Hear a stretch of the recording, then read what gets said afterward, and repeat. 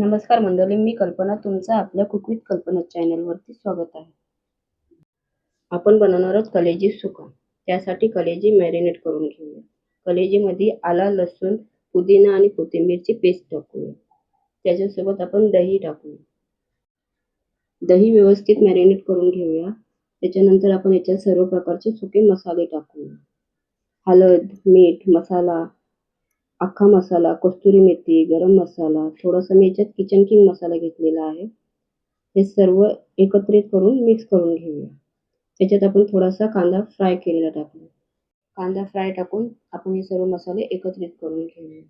सर्व मसाले एकत्रित करून झाल्यावरती आपण त्याच्यामध्ये टोमॅटोची प्युरी टाकूया.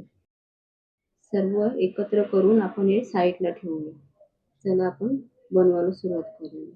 एका कढईमध्ये 2 चमचे तेल टाकून घेऊया. तेल गरम झाल्यावर त्याच्यात आपण कांदा टाकूया.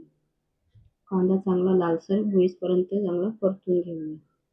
कांदा लालसर झाल्यावर त्याच्यात आपण कलेजी जी मॅरिनेट करून ठेवले ते सर्व याच्यामध्ये टाकून घेऊया. हे सगळं चांगलं परतून घेऊया. परतून झाल्यावरती आपण ह्याला 15 ते 20 मिनिटं वाफेवरती शिजवून घेणार आहोत. तर मंडळी 20 मिनिटं झालेली आहेत.